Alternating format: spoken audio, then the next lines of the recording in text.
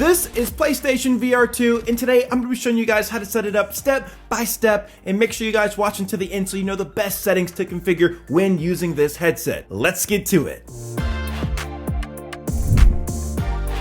To jump into this, the first thing you guys are going to want to do after you've unboxed your VR headset, you're going to want to clean up your room, move things around, make some space. I would then go ahead and take the earbuds that came in the box and attach those to the VR headset. They clamp right into place using the two holes on the back side of the headset. Next, you can go ahead and grab that long cable end of the headset and plug it right into the USB-C slot of your PlayStation 5. To turn it on, just select that button on the bottom of the headset right here. Then you can turn on the console normally. You'll get the firmware updates that'll be required to use the VR headset, and then you'll be presented with a walkthrough guide to set this VR headset up. To pair the Sense controllers with your PlayStation 5, you're going to want to grab a USB-C cable. One also came in the box, but you'll need to connect each of these to the console. You'll only need to do this once for the initial pairing, but now we need to put on the VR headset. So put these Sense controllers down somewhere in front of you where they're easy to grab. Pick up your VR headset and select the function button on the bottom to take you through the screens for putting the headset on. You can adjust the front part of the headset by pressing this button on the top right,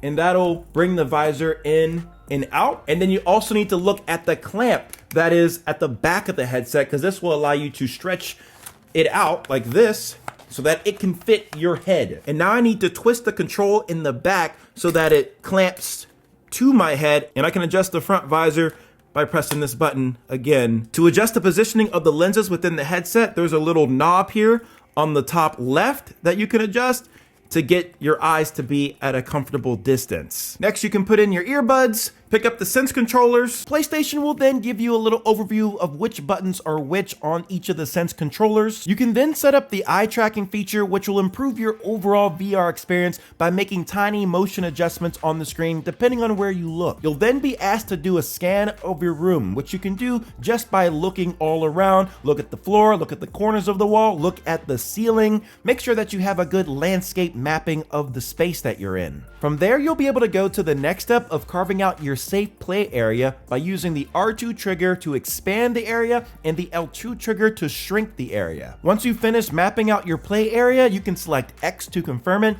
and you'll see that this will either be a standing or room scale area. If you have a smaller space, you won't be able to access the room scale option, but luckily the majority of games you can play standing or sitting. That's the general initial setup, but there are some important settings that you need to be aware of while using this headset. Go to your quick menu settings and scroll over to accessories. You're going to see a list of all of the devices that are currently active on your console. That even includes the DualSense controller as well as the Sense controllers. These should last 5 to 6 hours at most, but you don't want them continuously running until they're dead while you're not playing and you've left the console idle. So to make sure that that doesn't happen, you're going to want to go to your system and power saving settings. Within here, you can select the amount of time that the controller can be inactive for before it turns off. This is usually good to set at 10 minutes, but I wouldn't set it any more than 30 minutes, but definitely don't have it set to never turning off. Next, it's important to know that you can access your PSVR2 settings directly from the accessories quick menu in selecting PSVR2 settings.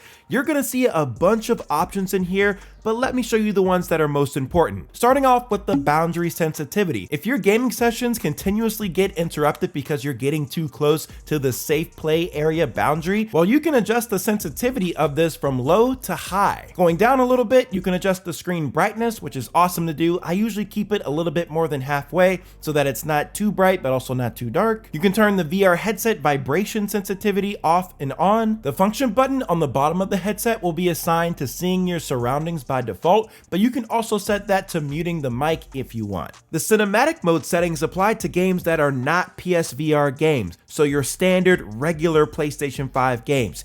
Here you'll have the option to adjust the screen size to the distance that you'd like, and if you go into the video output settings, you're going to notice that the 120Hz option is grayed out and disabled. So to be able to change this setting, you're going to want to disconnect your PSVR2 headset, then go to your screen and video settings and change 120Hz output to off instead of automatic. Once you've done that, you can plug back in your PSVR2 headset and you'll see that the option to enable 120Hz is available. But remember, this only applies to your normal standard PlayStation 5 games that you'll be playing through this headset. Moving on to the tracking support feature, this is a good one to enable if you want to give your headset a better frame of reference to increase its tracking capabilities. This is going to apply a black frame around the gameplay on your monitor or TV, so I wouldn't advise using this feature if you have an OLED screen due to the increased risk of screen bleed. Now, as of today, we can't use PlayStation VR2 with our computers, but we can access the internet using our PS5, which could be the second best option here. To do this, you're gonna need to go to your network settings, go to connection status, and then scroll down to view PlayStation network status. Let the page load and scroll down to the bottom and select the YouTube icon. Once you're on PlayStation's YouTube channel page, just go over to the top right hand side, select the three dotted icon, select settings, then privacy, and on this page, you're gonna wanna go to the far right hand side, select that grid icon,